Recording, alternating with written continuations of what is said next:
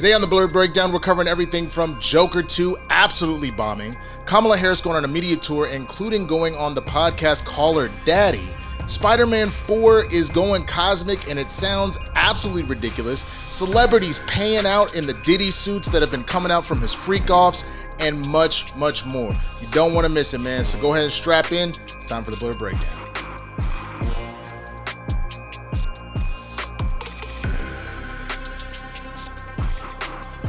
What's good, everybody? I'm Winston Marshall, aka the Swaggy Blerd, and this is the Blerd Breakdown, the pop culture show for when you need to know. See, what had happened was, now if this is your first time here, man, please be sure to subscribe to the channel, hit the notification bell so you know anytime I'm putting out new content, man. And if you enjoy this video, go ahead and throw a like on this. And for those of you that are like, look, I roll strictly with TikTok at this point, so my attention span is short as hell. This will be released in just a couple of hours as individual clips, so if you just want to watch the stories that interest you, you can do that. So definitely check that out.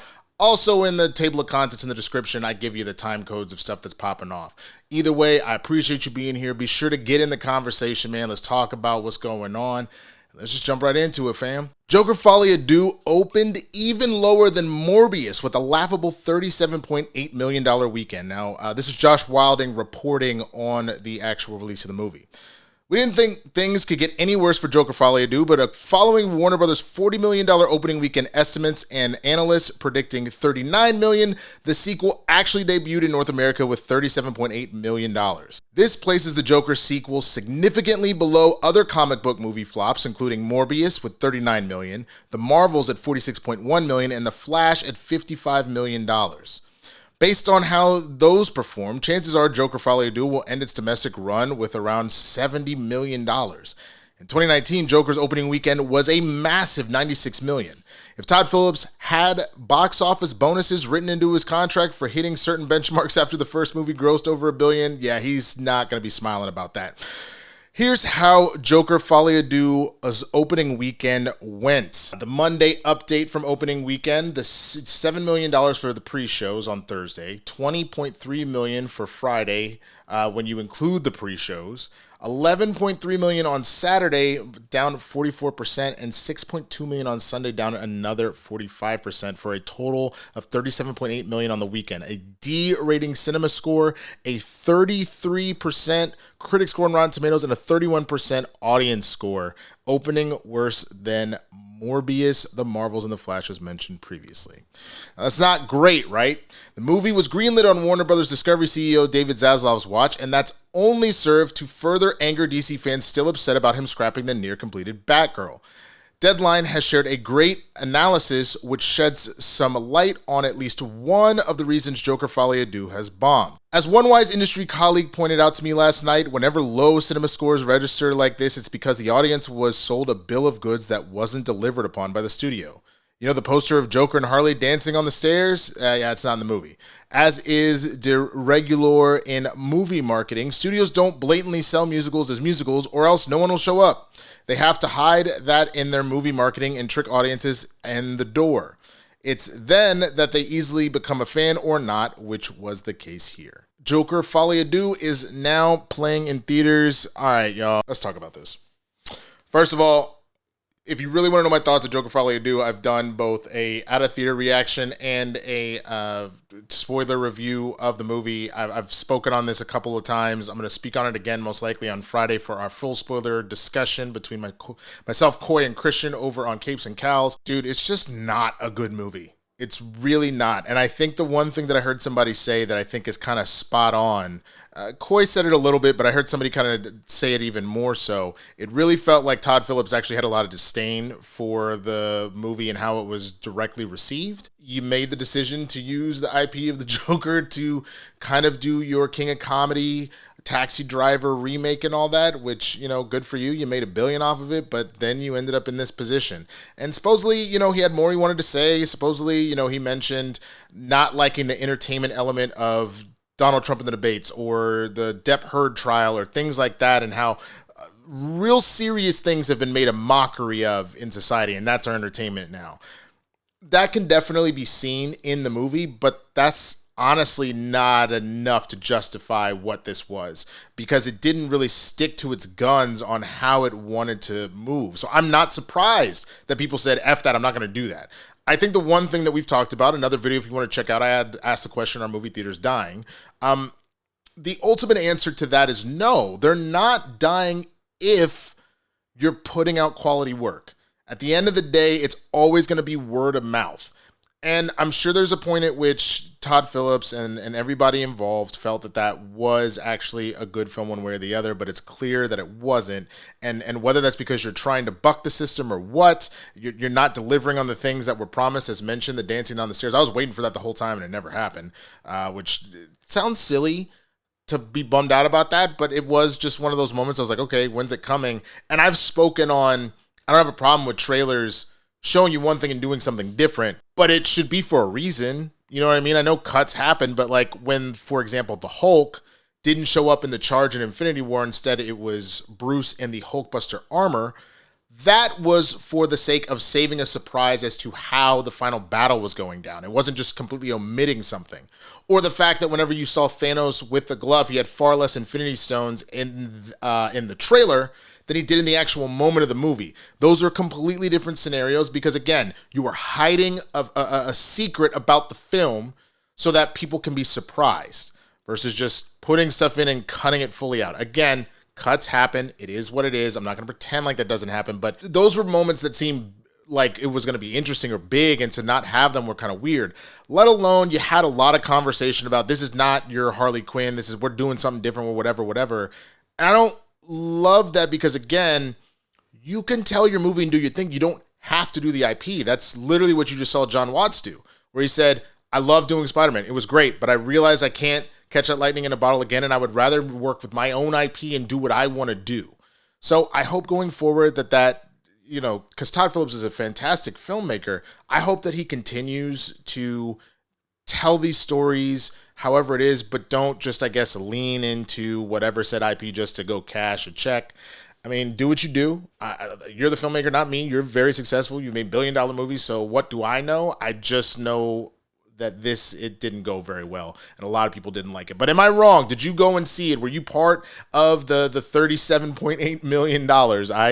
I was myself, and I do wish I kind of had that time back. Let me know down in the comments, man. Let's pop off to the next story. Alex Cooper's Call Her Daddy podcast has been facing backlash over propaganda claims due to the VP Kamala Harris interview. Now, this is from David Gardner over the Daily Beast. Alex Cooper, host of the Call Her Daddy podcast, is being called out by angry fans over her interview with Vice President Kamala Harris. Cooper faced a backlash on social media, with regular listeners of the podcast, known for its frank discussions about sexuality and advice for women, accusing her of peddling propaganda for the Democratic Party nominee. Harris is also getting flack for dodging mainstream media interviews and hardball questions, and instead plumping for cozy chats with softball questions from safe interviewers. Some fans left remarks on the show's Instagram account congratulating Cooper for the coup in getting the Democratic Party White House hopeful onto the podcast, rated second in popularity only to Joe Rogan's show in the United States. But others said they would never listen again and asked when Cooper would be interviewing Donald Trump. The interview avoided the podcast's usual raunchy context, sticking largely to go-to Harris campaign talking points and steering clear of potential lightning rod topics such as illegal immigration and the Biden administration's response to Hurricane Helene. One of my most favorite podcasts, and now I'll never listen again. Unbelievable, wrote one former fan. Done. This was my favorite podcast, and I'm 100% disgusted, posted another. Probably just lost a lot of followers, was another user's view. I'm so disappointed. This feels like propaganda and trying to make her look Gen Z. Many complained that the hurricane disaster wasn't addressed. Call Her Daddy was more important than millions who could use aid with rebuilding their homes, read one comment. Did you discuss the plan for getting all the bodies that got swept into the trees and along the riverbanks in North Carolina during the taping of this podcast, was the next post. Loved Call Her Daddy from the beginning, but really disappointed you chose to do this one. Why alienate so many of your fans, especially during a natural disaster, when she should have been on the ground helping people, remarked another. One even went so far as to write, damn, Call Her Daddy, about to be canceled. The comments were not all negative, however. Many praised Cooper for her iconic interview. Those angry about this missed the whole point. It's about women, and as an interviewer, you interview all walks of life and people. She nailed it and is not telling anyone how to vote. Great work, Alexandra Cooper, said a fan. Oh my God, Daddy, this was just everything, gushed another. You kept your composure. It was amazing, of course. But oh my God, the VP of the States. Not everyone cared about the politics, however. I need that hoodie, one user wrote, referring to Cooper's lavender Unwell Network sweater. All right. So I have heard of the Call Her Daddy podcast. I have not personally ever listened to it. Knowing that she came out of Barstool. I'm not a big Barstool fan. I don't mind the occasional meme here or there, but it's not something I'm super into. First of all, on the element of Alexandra Cooper and Call Her Daddy and the people that completely lost their shit about it.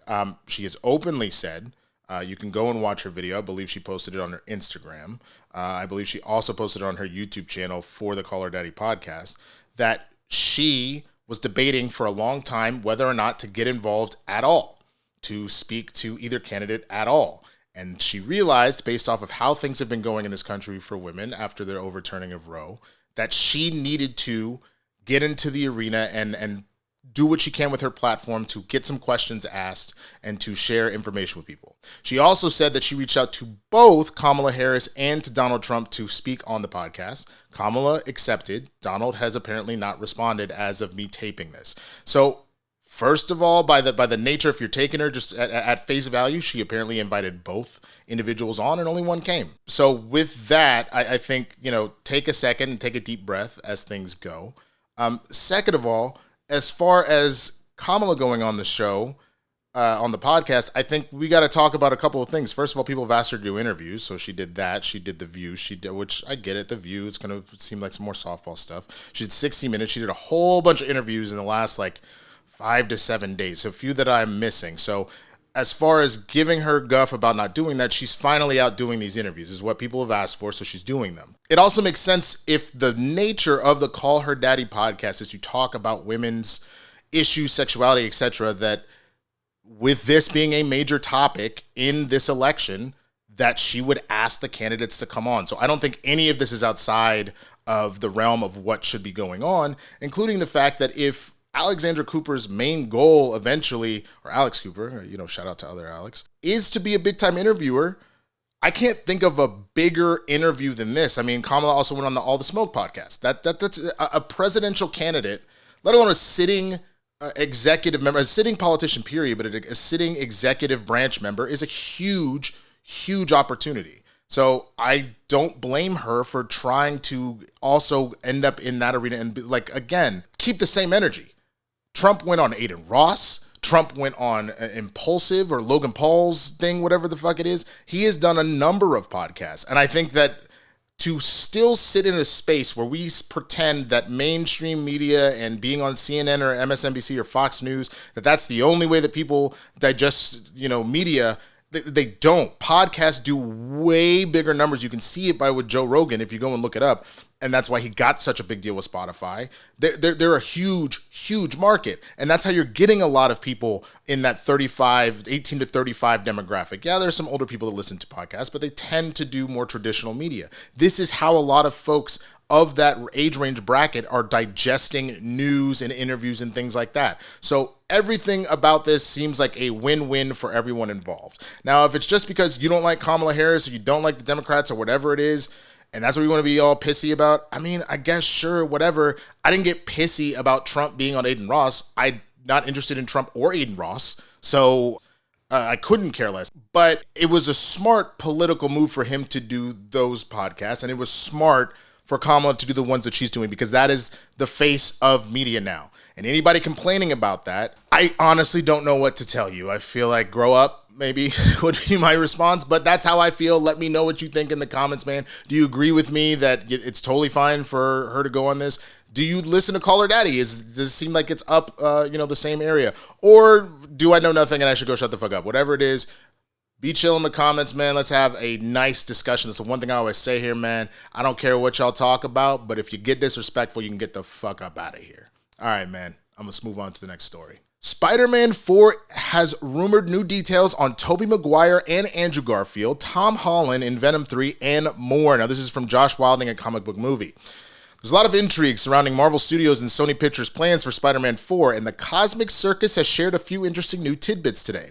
The biggest relates to plans for Tobey Maguire and Andrew Garfield's respective web slingers. According to Alex Perez, there is a very strong possibility they show up for an extended role this time around, meaning we could see a lot more of them in Spider-Man 4. As for Tom Holland's Peter Parker, he will get the symbiote suit in the next few years and may keep it for the next couple of Spidey films. That makes sense with the Avengers Secret Wars fast approaching, though all signs point to him getting the alien costume when he crosses paths with Tom Holland's Venom in his next solo outing. However, despite a team-up being planned for the Spider-Man No Way Home sequel, Perez confirms Holland doesn't appear in Venom: The Last Dance, including in any mid- or post-credit scenes. He also claims that with each passing day, Spider-Man 4 becomes more and more universal than street level. At this point, I dare say it's leaning slightly cosmic than street. With that, the door appears to have closed on a team-up with Daredevil, for now at least. Answering other readers' questions, Perez says Black Cat will not appear in the movie, reveals that Null wields his all-black sword despite what we saw in Thor: Love and Thunder, and that Spider-Man and Venom will likely be battling more symbiotes. It also sounds like Marvel Studios is trying to get Spider-Man a cameo in Daredevil Born Again Season 2, perhaps to set the stage for a non-multiversal Spider-Man 5. Destin Daniel Creighton will direct Spider-Man 4, while Spider-Man No Way Home scribes Chris McKenna and Eric Summers are returning to write the script. A release date for the movie has not been announced, though we expect it to swing into theaters around July 24th in 2026. Okay. All right, man. I hate everything about this. I really do. Spider-Man is fun because he's friendly neighborhood Spider-Man. He has to help in these big moments, but the things about Spider-Man that make him fun and unique and that people relate to is that he genuinely is supposed to be the everyman that happened to get powers, and he's just trying to do the right thing. So it is about that trying to be in school and date the girl and like be a superhero. It's the charming level of what Homecoming was. Now, it's still, I would argue that was the best example of kind of a neighborhood Spider-Man, and they leaned into it a little bit, but you still had the kind of hanging chad of Iron Man the whole time, of him trying to stop Stark Tech from being taken, and the fact that he's using the Stark Tech. I still really enjoy that movie, but if you're talking about as close to a street level as we've gotten with him, that is the closest we've gotten, and you could still do a lot better. And for him to immediately, when we haven't even really seen him, be here and deal with the normal things that Spider-Man is going through. Again, we've got teases of it, but it still was on such a massive level, whether it be, planetary or cosmic or multiversal. Like we haven't just gotten Spider-Man has to deal with the lizard in the Tom Holland Marvel MCU moment. That sucks. That genuinely sucks. Now, that's not saying I don't love Garfield and I genuinely enjoy Maguire. It's just that if you really want to do that, Sony, especially knowing you still have controls over all of that, I have pitched this multiple times. If you really want to tap into what's going on with them, do a type of film, do 2 90-minute films, put it together as a 3-hour feature, kind of like a Grindhouse style, where 90 minutes we're checking in on Tobey and what's been going on with him and all that kind of stuff, or a tale going on right now. The other 90 minutes with Garfield and what's going on with him. And it could either be the stuff they were alluding to in No Way Home, or just give us a brand new story. And somehow that then ties back into, we got to go, Peter 1 actually might be in trouble. We got to go hop over and then lead into it. Can I just get one movie with Holland just being regular old Spider-Man? Not you went to space, bitch. Not you did this crazy spell that opened up all of these, which again, No Way Home was fantastic. I love that movie. But I really would just like to see Spider-Man in lower stakes, which don't necessarily mean that the stakes aren't high. But if every single time you have a party, it's always a frat rager, beer pong in every room, strip poker, it's always insane, then those moments when you go to have it loses its luster. It's not fun anymore. That you literally get over it. Sometimes you just want to have a nice dinner party. Sometimes you just want to go bowling. Sometimes you just want to have a smaller, more regular thing. Just hanging with your boys and playing Dragon Ball Sparking Zero, which, by the way, if you want to see me play the game, I am going to be streaming it a decent amount, and I'm trash right now, so if you want to come laugh, come do that. But my point is, I really hate the fact that Sony is winning on this to be able to jump right into something this crazy because we haven't had a chance to really get to know Peter on a regular adventure so far. It's been super high stakes this whole time. Jumping right into Venom seems just out of place. Like, I remember watching Spider-Man the Animated Series, because that was what I got into, was X-Men the Animated Series and Spider-Man the Animated Series before I went to the books, a little bit after that. It was the fact that we had all these regular adventures and he's fighting against the Kingpin and he's dealing with Hobgoblin and all that kind of stuff. And then the symbiote shows up and now things get a little bit weird. That's what I'm looking for. It was Spider-Man. I know for a lot of people that's what they're looking for. So I really feel like they're losing their way here. I hate that they're kind of giving up this ground, but if it's the only way that you can get access to some of these characters because Sony really won't let up, okay, I guess. I mean, I'm going to watch it, and Tom is he is a fantastic actor, so I'm not worried about that. Destin Daniel Cretton is also a fantastic director, so I'm sure it'll be good, but it's not what a lot of people in the streets are asking for. It's actually very heartbreaking to see that. Every time Superman is around, I don't need him fighting Darkseid. You know what I'm saying? Every time Batman's around, I don't need him fighting the Joker. I'd like to see a Mr. Freeze. I'd like to see, I guess Lex is what we see in the movies more often. I'm just trying to think of the ultimate big bad for them. But you know what I'm saying? Like, Superman fighting Brainiac. I really want to see that. I do. I really hope he's in this Superman movie. I really hope that's the case, man. I just want to see regular Spider-Man. And God, to tease us with Daredevil and Spider-Man and No Way Home and to not ever see that happen, man, that sucks. That genuinely sucks. But I want to know what you think. Are you like, I don't care, give me any Spider-Man, I'm here for it? Are you super, no, the multiversal thing was amazing, so I want more? Or are you with me and that you want to see a street-level Spider-Man? Let me know what you think down in the comments, man. Let's go to the next story. Lawyer Tony Buzbee says more celebs will be sued along with Diddy and demand letters have been sent out. Now, this is a TMZ report on the whole situation. Big celebrities on the level of Diddy are going to be sued for allegedly helping him carry out and cover up sexual assaults unless they settle out of court first, so says attorney Tony Buzbee. The Houston-based attorney joined us Monday on TMZ Live. This is not TMZ Live, but when asked what we should expect from his forthcoming lawsuits against Diddy, specifically if other major celebs would be named as defendants as well. Buzbee says a bunch of famous people everyone has heard of are going to be sued by his law firm in the coming weeks. And he's already sent out demand letters giving these celebs a chance to pony up a lot of money to settle and avoid a public lawsuit. And get this, Buzbee says some celebrities have already settled. The way Buzbee sees this case, anyone involved with Diddy alleged sexual assaults should be on the hook here, and that includes folks who participated in the assaults, helped them happen, went to parties where they knew people were being drugged and assaulted, saw crimes being committed and remained silent, or helped cover up the assaults. We asked Buzbee straight up if these upcoming lawsuits are just about people trying to cash in by claiming to be one of Diddy's alleged victims. And he says his firm is doing a lot of due diligence to weed out folks looking to hop on the gravy train. Buzbee is representing 120 victims, but he says his firm fielded a few thousand calls from people claiming they were victimized by Diddy. I actually saw a report recently that said it was somewhere upwards of 12,000, allegedly. I got to refine that story if I can. The first lawsuit, Buzbee says, will be filed this week, but they won't involve celebs. Instead, they will name corporate entities who helped facilitate Diddy's alleged crimes, and the celebrity defendants will come later. He also claimed Diddy sexually abused a 9-year-old boy.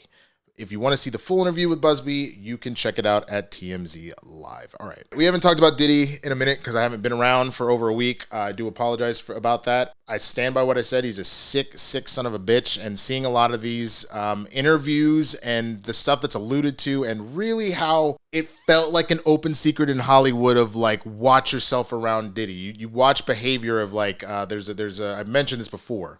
There's a video of Tracy Ellis Ross. They're on like a live or something, and they're like shooting to life, taking shots and to life and all that. And she is either like kind of putting it to her lips, or she's kind of pouring off to the side when Diddy isn't paying attention. And that feels like she kind of knows what's going on. And I'm not saying that she witnessed anything. I'm not coming for Auntie Tracy. That's not what I'm saying. I'm just saying that it sounds like Hollywood knew that he is not a good dude. That's what it sounds like. And what I'm very fascinated with is to see, we'll never know of the settled, most likely, because that was kind of the whole point, is if the celebs settle beforehand, then they will probably not be named. But I'm very curious those that don't, and see what happens with this whole thing. I said this before, this feels very, Diddy essentially is Black Epstein at this point, based off of how this is being treated and what lists and corporate entities are going to ultimately come out. And I'm curious to see if it ever comes out. I'm just saying, I genuinely hope they're keeping an eye on him in prison right now, in jail, and, making sure ain't nothing going down, because, I'm sure there's some people that don't want him to be speaking on nothing. All that being said, man, I know that this idea of maybe Buzbee trying to do it, and it feels like every time there is some sort of assault case, he kind of pops up out of nowhere, because he also represented, for those that don't know, a number of women that had claims and lawsuits against Deshaun Watson, the former Texans quarterback who now plays for the Cleveland Browns, very shittily, mind you. I got to say, that's one of the most satisfying karmic things to happen, is to see how bad he is at football at this particular point. But I gotta believe, after everything that's come through with the feds, after everything that's kind of snowballed out of this entire situation, that Buzbee's actually got some legitimate stuff here, and he's doing this. Like, especially from the standpoint, I'm not saying that there aren't ambulance chasers. I'm not saying that people won't jump on that situation to try and make a buck as a lawyer and go very Better Call Saul about it. But I think if you even want to win it anyway, the last thing you can do is have any of these any sort of shams or half truths or anything like that to ever win any of these lawsuits. You could end up blowing them all up in that case if you bring on the wrong people. So I think that we're looking at some pretty legitimate stuff here, and I think that Diddy is screwed, and I'm very curious to see which of the celebs step up and own up, and which ones, pay silently. I mean, I guess we'll never know. But let me know what you think, man. Let me know what you think down in the comments. It blows my mind that there's definitely some people like, hey, everybody had these kind of things. I don't know the number of rappers that have told on themselves in the last 2 weeks, like, Boosie, and a number of people being like, everybody used to have these parties, man. They coming for Diddy, they coming for me, they coming for, like, I'm like, you might want to shut the fuck up forever before you tell on yourself. But anyway, man, again, let me know what you think down in the comments, and let's go to the next story. Sam Raimi is reportedly in final talks to direct the Multiverse of Madness follow-up, Doctor Strange 3. This is Mark Cassidy from Comic Book Movie. We've been hearing that Marvel Studios was in the process of developing a third Doctor Strange movie for quite some time, and it sounds like the project has now settled on a director.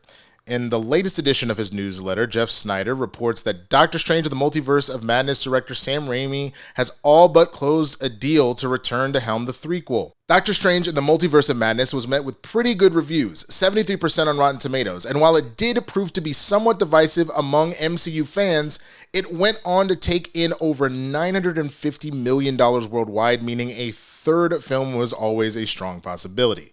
Previous reports have claimed that Kevin Feige was eager to work with Raimi again, and the Evil Dead filmmaker was rumored to be the studio's top choice to direct Avengers Secret Wars at one point. Plot details for Doctor Strange 3 are still a mystery, but Charlize Theron's Clea did show up at the end of the last movie, making her return highly likely. There are rumors that the movie will adapt the Time Runs Out storyline from the comics, which would make sense given the events of the last film. Benedict Cumberbatch was asked about potentially returning as the former Sorcerer Supreme in an interview earlier this year. I hope so. I would love to do another one. Doctor Strange is such a complex character, and it feels like there is so much more to explore with him. He's such a brilliant character, and I'm still having a wild time playing him. Doctor Strange: The Multiverse of Madness is now streaming on Disney+. All right, let's talk. I hate it. I hate it. I hate it. I hate it. I am so upset that this is what's about to happen, man. Not because I don't like Doctor Strange. I do. I really did not enjoy Into the Multiverse of Madness. I didn't. It felt disjointed from WandaVision, which was a perfect kind of layup to do that, and it's been well recorded and reported that Raimi and team did not watch or even read the scripts. They just kind of were like, we're just gonna do our thing, and given kind of like a cliff notes and just went from there. So it feels like you just took Wanda's character and you just kind of smeared it around to whatever it is you wanted, including if the Bo DeMeo story about what the story originally was, and that, not that I want to see in that, there were talks that Wanda was actually working to help America Chavez controller powers and all that, but then in a final battle, I can't remember who specifically they were fighting, but in a final battle, they ultimately she ended up killing Wong by mistake. All of that seemed way more interesting of an actual movie, and that's not what we got. It felt like it was a lot of fan service. We're showing the Illuminati, who were dead in like 2 seconds. I really didn't enjoy it, especially because for me, I like the first 3 Spider-Man films. I'm not a big Raimi head. I know there's a lot of people that are, but it felt dated. It felt like we kind of stumbled backwards into how we've been doing, superhero movies, as far as some of the fades and the cross dissolves and the wipes and the whole moment of finding Ash and him punching himself over and over again for being possessed. Like, it was just a lot of stuff that felt a little out of place for what we were kind of doing. And I'm not saying that a director can't put their own stamp on it. A lot of directors have. Ryan Coogler, Chloe Zhao, like, everybody's kind of gotten a chance to do that if they really wanted to, but it just felt out of place. And I can only imagine that this is what people felt like even though everyone seems to love Ragnarok for the most part, they don't love Love and Thunder. If that was the weird turn for people from the first 2 Thors to Ragnarok, and it was off-putting for you, you didn't enjoy that turn. That's how I felt about Multiverse of Madness, personally. So I don't love the idea. And this is just based off of the experience with Raimi doing the previous Doctor Strange. I think Raimi is a fantastic director. It's just not what I was looking for in this film at all. It didn't deliver on the things that were kind of promised leading up to it. Again, WandaVision being like a big linchpin there. So you can miss me with it. Again, I know there are people that'll like it. Let me know in the comments if you think this is a great thing that's happening, or if you equally don't feel great about this, man. So yeah, let me know. Let's go to the next story. The Acolyte star Jodie Turner-Smith calls out Disney for not doing more to defend cast from online abuse. This is Mark Cassidy at Comic Book Movie. Jodie Turner-Smith, who played Mother Anicia in The Acolyte, has called out Disney for not doing enough to defend the cast, particularly Amanda Steinberg, when they were targeted for online abuse. Back in August, we got word that Lucasfilm and Disney would not be moving forward with the second season of the Disney Plus Star Wars series, despite several major storylines and character arcs being left unresolved by the end of the season 1 finale. The decision was met with a mixture of indifference and disappointment, but it's very clear that a lot of Star Wars fans and some of the actors involved with the show were surprised by this development. The official reason for the show's cancellation was low/declining viewership, but many feel the intense backlash from a vocal minority may have factored into the decision. We never know if this was the case, but Steinberg did release a social media video shortly after the news broke, revealing that she had been sent a barrage of racist and homophobic abuse. Now, Turner-Smith has put Disney on blast for not doing more to defend her co-star. They've got to stop doing this where they don't say anything when people are getting fucking dogpiled on the internet with racism and bullshit, the actress tells Glamour magazine. It's just not fair to not say anything. It's really unfair. It would just be nice if the people that have all the money were showing their support and putting their feet down, she continued. Say this is unacceptable. You're not a fan if you do this. Make a really big statement and just see if any money leaves. I bet you it won't, because people of color, especially black people, make up a very large percentage of buying power. They might find that it's actually more lucrative for them, and everyone's using woke like it's a dirty word. Obi-Wan Kenobi star Ewan McGregor did share a video calling out racist fans after Moses Ingram was targeted for similar online abuse, but Disney has never officially spoken out. Some view this as cowing down to those responsible for the attacks, while others believe ignoring the trolls is the best course of action. All right, so here's why I wanted to cover this story. First of all, let me just start as a precursor. I haven't seen The Acolyte. I haven't. I still don't know if I plan on ever seeing it one way or the other, so I can't speak to the quality of the show. It's not what I'm talking about here. I'm not interested in that, honestly. Plenty of people that love to talk Star Wars. You can talk about that all day. Argue with your mom and not me. I don't give a fuck, all right? Why I did want to talk about this is exactly what Jodie Turner-Smith was talking about. It definitely has been a disgusting practice to throw all sorts of racism at actors of color in Star Wars. It is definitely something that has been happening. you started it, you kind of set the tone in The Force Awakens by having Finn on the poster pretty prominently in America and around the world, but the minute it goes to China, he's either not on it at all or really in the back and downplaying him as much as possible. And then the idea that you continue to do that throughout and diminish his character in the next couple of films, whether that was a decision from China or whatever it was, you took a very interesting, fun character that was clearly growing and you made him a backseat passenger the whole thing. I think you never had that situation. If the core trio was supposed to be Rey, Finn, and Poe, you didn't see Luke, Leia, and Han where all of a sudden Han just kind of shoved to the back. That's not a thing that was happening at all. All three of them remained prominent throughout. You might have had them some on screen more than others, but they still all had very prominent roles and remained that way throughout the whole of the story. So I'm not saying it needed to be an exact copy where, Finn and Rey got together or anything like that. Like, I do think that would have been stronger than the Ben Solo shit, but that's me personally. But it was not lost on me that Finn was pulled out. It was not lost on me that Kelly Marie Tran was run off the fucking internet because people just didn't like Rose. And not just like, hey, I don't like this character. Personal attacks against her on social media. All sorts of racist shit popping off. The Moses Ingram is another situation. Whether you like the character or not in Obi-Wan, and I feel some type of way about the show that I thought it was all right at best, the bullshit being levied towards her was absolutely that bullshit. So this is just another case over again where you're seeing that with Acolyte. Again, if you didn't like the show, that's fine. You're allowed to express that, but don't also tell me that, oh, it's just what you're kind of saying. It exists out there. It is very much out there for all of the genuine criticism that may have been levied at the show because you thought it was a bad show. I have seen just as much racism or you go woke, you go broke bullshit. And I appreciate Jodie for speaking out on that shit because this is a problem. You are going to end up in a situation where why would people necessarily want to sign up for, people of color want to sign up for Star Wars at all if you're not going to be protected by your parent company, by the company that's paying you? You would expect an employee to protect its employees, or an employer to protect its employees. That's something that you would absolutely expect to happen. And it's just one of those situations where you're going to start losing out on some of the strongest actors and directors and content creators out there just because they don't feel safe working with you because you're not going to help them out when shit pops off. John Boyega is incredibly talented, and to know that we may not get him in the MCU or any other Disney project just because of bad taste left in his mouth, fucking crazy. And I genuinely think that people need to grow the fuck up. I don't have a problem with people having a difference of opinion. I don't have a problem with people not liking the same things. That's what life is supposed to be. We're all individuals. We grow up in different places. We have different experiences. But the fucking disrespect that happens is out of fucking control, and I appreciate, again, Jodie speaking out on it. Let me know what you think one way or the other. To answer the question, again, was it possibly because people were shit-talking the show? Yeah, but when you find out what the budget was for the show, you can't have that budget and have a situation where it wasn't universally received. Like, when you spend that kind of money, everybody has to love it. That's the thing. You spend a little less money, you can deal with stuff back and forth. We kind of talked about this on Capes and Cows about Agatha all along. The numbers aren't crazy, but they didn't spend a lot of money. And so you're getting the audience that you want to watch the show, and therefore you can take risks and you can do what's already been talked about, another spinoff.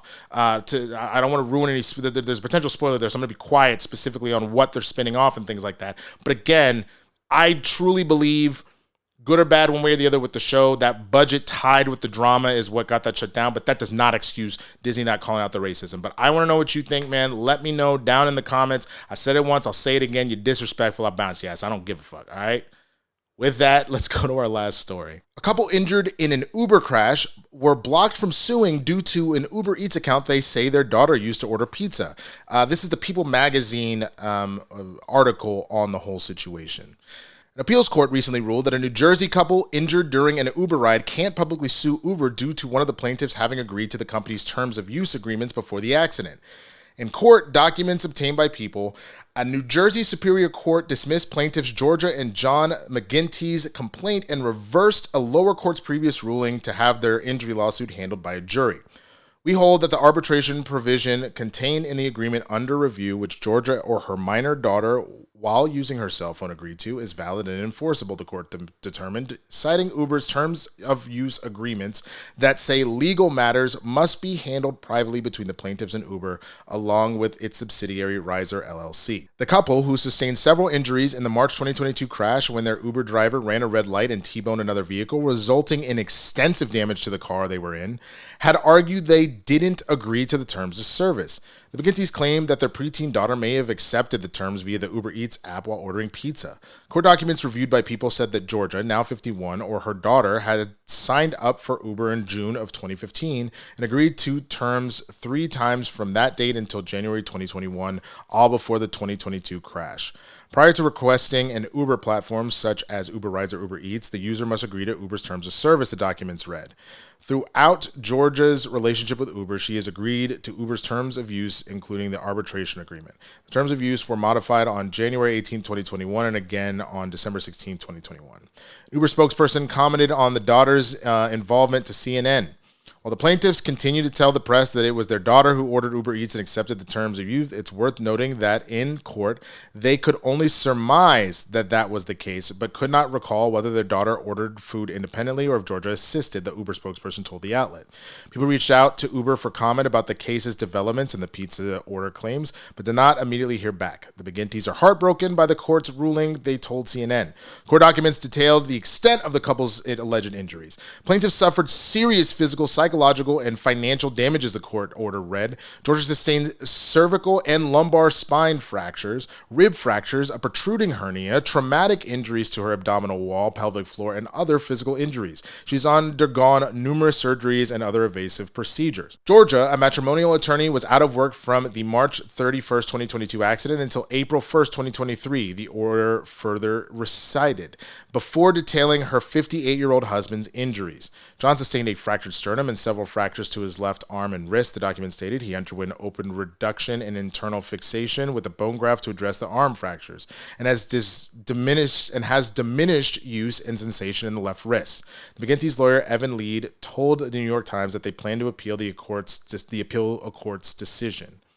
Nobody read those agreements, and Uber knows that, Lid said, adding that Uber has stolen my client's constitutional right to a jury trial. I mean, this is straight out of the Disney Plus playbook. It sounds like all of these companies are doing it, and I think the reason why I wanted to bring this up is because as sick as it was then, and Disney backed off because of the public pressure here, and I'm sure Uber is not going to do the same thing, there's a real fear and concern that people need to have about how companies are moving right now. That's once there's a phrase that, you know, my dad always used to say, once is or like he still says it now, he's still alive, but once is an instance, twice is a coincidence, 3 times is a pattern. This is only the second time we've seen this, but I bet if you go digging into other companies' terms of service that they probably all have the similar verbiage right now. And what's fucking terrifying about this is A, there are times when we really need to go listen to comedy a lot more. This is something that South Park covered in the Human Centipede episode, which is fucking hilarious. But B, companies genuinely need to be held accountable more. You know what I would really love to see either of the presidential candidates. Obviously, I'm preferring that Kamala address it because that is who I'm pulling for. I've never hidden that. But either of the candidates to try and address, man, this kind of bullshit-ass verbiage language, I understand that that's what, you know, the laws here in America provide. It's a capitalist society. We can do that. But just like we saw the awesome move from the Department of Transportation, the Biden administration, that airlines can't do these bullshit fees anymore, that they have to give you returns, if flights are canceled for overbookings or anything else like that. I would love to see the end to this bullshit of being able to slip stuff in here, because what you're doing in bad faith, in truly bad faith here, you have a situation where your employee fucked up. That's what insurance is for. Your employee fucked up. And whether you want to call him an employee or an independent contractor, because Lord knows Uber loves to try and separate that bullshit out too. You are actively finding a way to fuck over people. It'd be one thing if they were trying to extort Uber for something crazy, but hearing all of these damages, how much they lost in work, let alone the pain and suffering because of someone irresponsible driving a car for Uber, that they can't go and get their constitutional right to a jury trial is fucking crazy. It is absolutely insane. It's one of those things that if you wanted to make that argument one way or the other about how things go specifically in like maybe when you're employed, by somebody and you're signing a work contract, we could have a different conversation about that. But this idea that if I go and get a service that you are actively going to do something to potentially harm me or fuck me over when I was the one that was hurt using your product, that's absolutely crazy to me. Again, there's going to be people in the comments that are probably going to say, yo, this is America. That it is what it is. That's what lawyers are for, all that kind of stuff. But that's where I'm drawing the line as far as like some morality shit. And I need all of us to get ourselves in a position where we are not allowing this bullshit to fly. It's going to be hard. Lord knows there's Legal Eagle and all sorts of people on here. I would hope some lawyers will go through and as a public service, just let us know who's put this bullshit in their terms of service contracts, because they're also too long and too wordy. None of us are lawyers except for the ones that are. And even the lawyers I know don't read that shit. And then we just got to start, as crazy as it sounds, we just got to start boycotting the companies that do this shit, because this is unacceptable. It is why we are in the inflation crisis that we're in. Is not because of some administration. It's because of greedy fucking companies taking advantage of the little guy.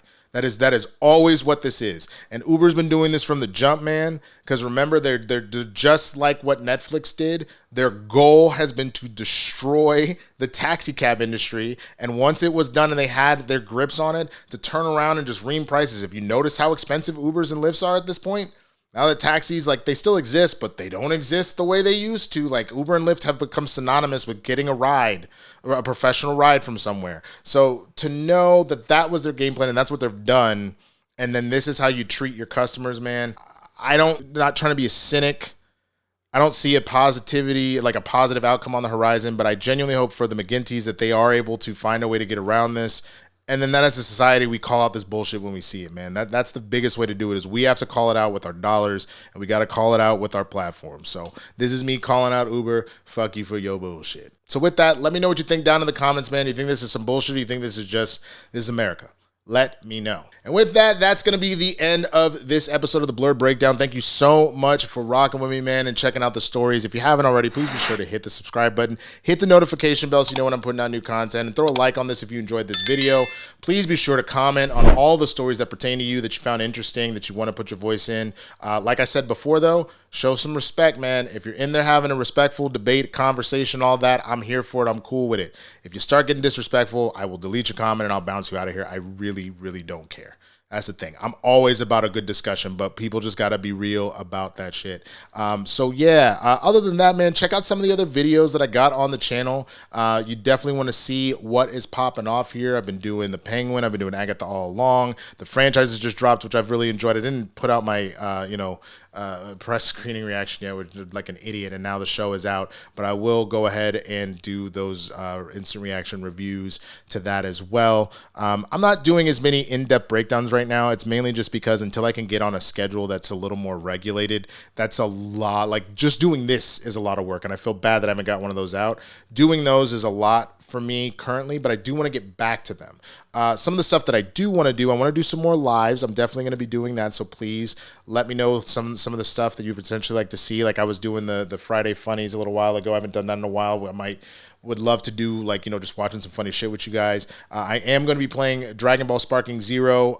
This going to be over on my Twitch, though, twitch.tv/the Swaggy Blerd. So definitely come follow me over there, man. I might put the streams back over here after the fact. We'll see what happens. And then you can find me on Game Time with Roka. You can find me on Spill It Tequila with Roka every now and again.